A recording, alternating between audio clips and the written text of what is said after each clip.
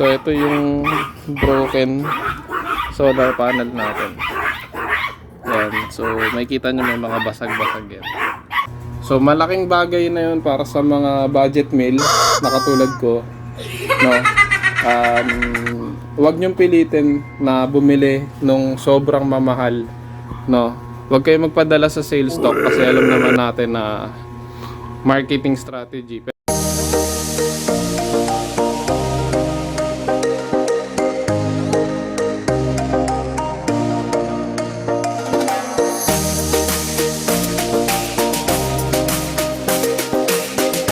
Hello mga ka-eco, mga bossing. So dito nga bumili tayo ng basag na solar panel. At yan ay 200 watts. I-repair natin since budget meal lang tayo.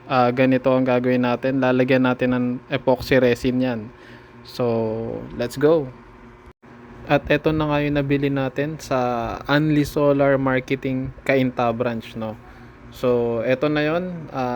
Tatry na natin tong ayusin at i-check natin yung magiging performance niya, no, mga bossing, mga ka-eco. Tandaan nyo, budget meal lang tayo kaya ganito lang, no. So, ayan. Tara. Ayan guys, so dito nilabas ko muna yung 200 watts na solar panel natin na basag. Pupunasan ko to pero dahan-dahan lang yung pagpunas dito mga ka-eco, mga bossing, ano. Kasi dito is nasugatan talaga ako, nabubog ako pero hindi ko na pinakita sa video. Tapos ayan, pupunasan lang natin para matanggal yung mga balahibo, alikabok, and then na-applyan natin ng resin yan. Pero itong resin natin, imimix natin yan. So 3:1 ang ratio. So yun, nakalagay naman dyan na 3:1. 3 parts dun sa A and then 1 part dun sa B. Ayan, so yan na. Ayan, so dito mga ka-eco, nakapag-mix na tayo ng ating mixture na epoxy resin. So a-applyan na natin yan. So dito nga pala, tips ko nga lang pala sa inyo, sa research ko about dito sa pagre-repair ng broken glass, dapat sobrang nipis lang talaga nung ilalagay nyo, no.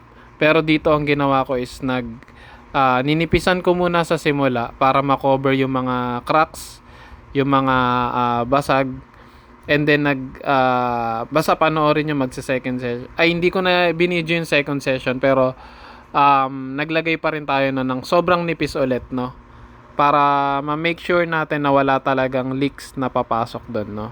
Ayan, so yun lang yung tips ko sa inyo kasi nag-research ako about dito sa pag re-repair, and upon doing my research talaga, sobrang nipis lang dapat ang i-apply nyo. Kasi magdidilaw yan, magkakaroon ng yellowish yan after 2 months. And then pag nag-yellowish yun mga ka-eco, mga bossing, kailangan yung bakbakin yun. Hindi ibig sabihin nun pumangit siya or itatapon nyo na, no. Bakbakin nyo yung nag-yellowish. So kaya nga manipis lang dapat para mabakbak nyo yung yellowish na yan. Okay, so matapos nga natin ma-applyan ng epoxy resin, ito ay kung mapapansin nyo mga ka-eco, mga bossing, nag-lighten or medyo nag-invisible na yung mga minimal cracks dyan, no. Pero hindi pa tuyo yan, papatuyuin natin yan overnight para ma-make sure na tuyong-tuyo talaga siya, no. Yan, pero mag-a-apply pa ulit tayo ng medyo manipis na epoxy resin dyan after nyan. Hindi ko na nga lang yun na video mga bossing, mga ka-eco, pero nag-apply pa ako ng sobrang nipis dyan after nyan, no, after matuyo nyan. Yun, so yan, patuyuin muna natin. Okay mga ka-eco, so after nga matuyo nitong ginawa natin, kinaumagahan ay inilagay na natin sa bubong yung ating ginawang or ni-repair na solar panel. Ayan, so kinabit ko na rin siya, series, sakto kasi siya dun sa 200 watts kong setup. Ayan, so yun, kung makikita nyo, no, dito ko lang napansin na may malaki pala siyang lamat talaga, no. Pero pag dun kasi sa baba, hindi ko napansin yan. Pero since nalagyan naman na natin, hindi na yan papasukin ng tubig, no. And after 2 months, mag-yellowish talaga yan mga bossing, mga ka-eco, no. And after 2 months na yon or 1 month, babakbakin natin yung nag-yellowish na yon at mapapansin natin na nawala na or nag-invisible na talaga yung mga cracks niya. Lalo dun sa mga minimal cracks lang, no? Hindi na talaga siya mapapansin. Huwag kayong mawalan ng pag-asa mga bossing, mga ka-eco. Pag nanilaw siya, bababa talaga yung performance kasi nga nasa shade nung yellowish. Kaya ang gagawin nyo, since manipis lang yung pagkaka-apply natin, is babakbakin natin yung mga nag-yellowish na yun. Madali lang bakbakin yun mga bossing, no? Para matanggal yun na shade sa ating panel. So yan. So budget meal lang tayo mga bossing, mga ka-eco, kaya ganito lang talaga yung afford natin. And para lang to dun sa mga budget meal lang at hindi talaga priority yung gasto sa solar. Yan. Okay, so dito i-test na natin yung performance ng na add na additional natin na 200 watts na repaired or restored natin na solar panel galing sa Anli Solar Cainta branch, no. So yan, nakikita nyo nag 270 watts dun sa wattmeter. At dito naman sa MPPT is nag 13.7, ayan, nag 400 watts sa MPPT, no. Pero dito sa wattmeter makikita natin nag 300 watts siya dito, no. 300 watts. So sa tingin ko okay naman yung pagkaka-restore natin dun sa 200 watts natin na solar panel na basag. So, pero i-monitor pa din natin yan kasi nga babagsak yung performance niyan lalo pag nag-yellowish na yung resin, no. Mag-yellowish talaga yan mga bossing, no, mga ka-eco. So, wag kayong kabahan, normal po yun. So, pag nag-yellowish siya, again, babakbakin ulit natin yung yellowish at hindi ibig sabihin nun wala na yung resin. Ang nangyari kasi doon mga bossing, mga ka-eco, yung mga cracks is natakpan na ng tuluyan nung nilagay natin na resin. So, wag kayong matakot na bakbakin yun mga kabossing, no. So, yan, ito yung average niya is nasa 200 watts. Okay na sa akin yan kahit medyo cloudy mga bossing, mga ka-eco, no. Kasi yung aircon ko dyan sa kwarto na 0.6 HP ay dyan na talaga siya gumagana. I mean, dyan nakasaksak tuwing umaga, no. Pagtirik lang yung araw. Pero sa gabi, hindi ko yan napapagana na magdamag. Tuwing umaga lang mga bossing, mga ka-eco. Ulitin ko, tuwing umaga lang. Basta tirik yung araw, dyan ko lang siya napapagana. At malaking bagay na yun sa aming mga budget meal lang, no. So, yun. Ayan. So, kinabukasan mga bossing, mga ka-eco, ay binalikan ko yung ni-repair natin na solar panel kasi umulan. Tapos chinek natin kung merong mga sunog dyan na bus bar. So far okay naman, wala naman tayong nakitang sunog dyan na bus bar, no. Kaya minomonitor pa rin natin kung maganda ba yung pagkaka-apply natin, no. Yan, so kung gusto nyo gayahin mga ka-eco, mga bossing, medyo risky, no. Pero monitor ko muna. Then pag umokay to within 2 months at na-approve naman siya sa standard ko, sa tingin ko pwede nyo gayahin. Pero risky pa rin, risky pa rin mga ka-eco, mga bossing, no. So hindi pa rin siya advisable, pero since DIY lang tayo or ikaw na lang gumawa kung gusto mo, no. Ganyan lang. Ito yung dalawang 100 watts natin at ito naman yung 200 watts. Okay, so bumaba ulit ako para i-check yung harvest natin. So ayan, may 300 watts tayo dito sa MPPT, while dito naman sa wattmeter ay may difference pa rin talaga siya. Hindi naman yun power loss or ano, basta may difference lang talaga yung I mean overrated kasi talaga yung dun sa may MPPT natin. Pero yan, so far so good. Okay naman siya mga ka-eco, mga bossing, ano. Okay, yan. So ano lang mga ka-eco, no, mga bossing. So sa gantong setup, 400 watts na panel. Tapos ganitong inverter, no, gantong inverter, 24 volts setup, no, is kaya niya na talaga yung 0.6 HP na window type non-inverter na aircon. Kaya niya na, no? So yung kina-charge na 230 watts yan sa wattmeter papuntang battery is kayang-kaya na. Kahit nag 24.7 yan dito sa HBD natin, mas accurate naman to kasi ito nakarekta to sa battery, itong LVD. So hindi pa rin siya lobat kahit lead acid yan, no? So ang nangyayari, pag namatay yung compressor ng aircon natin, tapos mamamatay din yung fan neto, ipo-full charge ulit yung battery since medyo sira na kasi tong battery natin.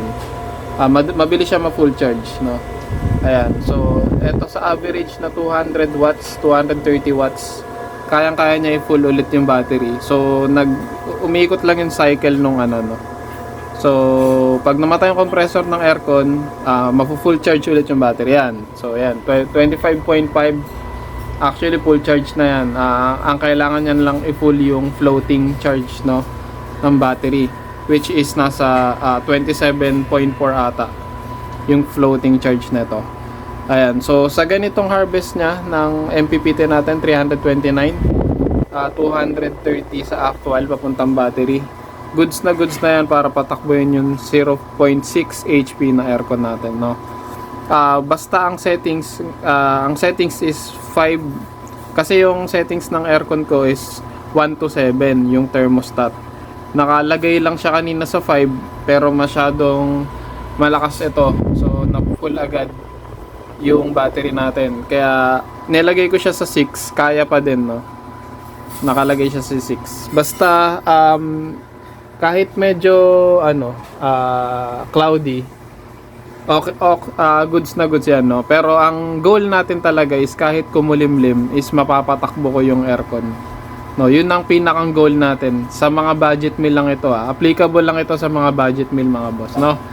So pasensya na dun sa mga reseller, ng mga inverter, ng mga components ng ating solar setup, at dun sa mga masasagasaan natin, no? Pero sa akin lang is sinasabi ko yung experience ko dito. Ayan, kaya nga may video tayo na pinapagana natin yung 0.6 HP na aircon natin, no? Window type aircon. Ayan, so gumana na ulit. Kung makikita nyo, babagsak yung voltahe nyan. Ayan. Ayan. So ito yon yung aircon na nakaano. So kung mapapanood nyo yung previous vlog ko, makikita nyo kung paano ko pinapagana yung aircon. So ngayon kasi kahit walang patayan ngayong umaga, kayang-kaya nyan eh. Ayan, basta nag-average siya ng 230 watts ang harvest. Sa 0.6 HP lang to, mga boss, 0.6 HP na window type aircon. Hindi ko alam sa iba, no? So wag nyo lahatin kasi yung mga nagko-comment dyan nilalahat eh, no?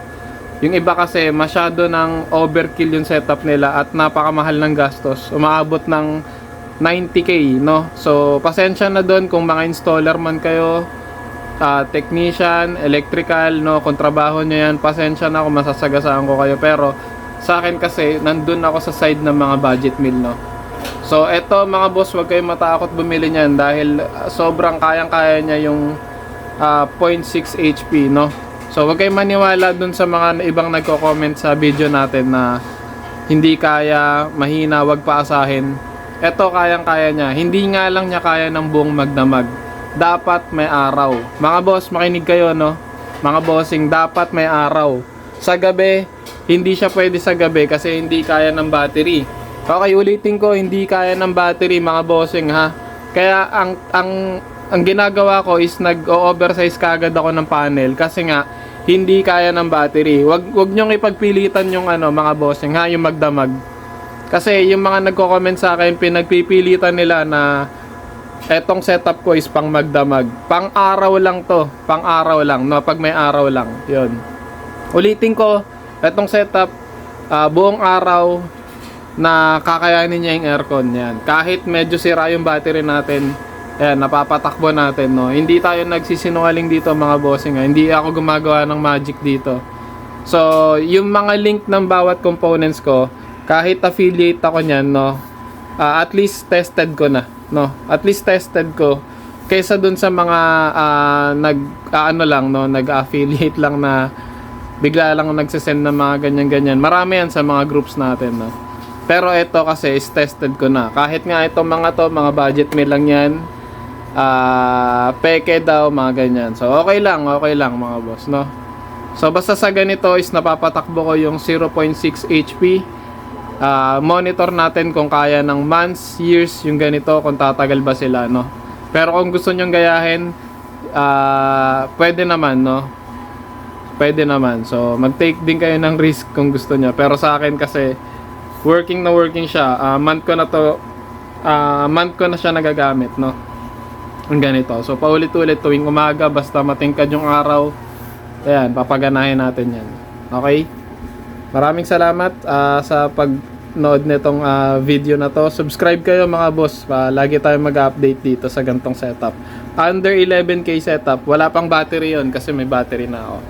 Yun, subscribe naman mga bossing, no? Mga ka-eco. Salamat! Happy Halloween!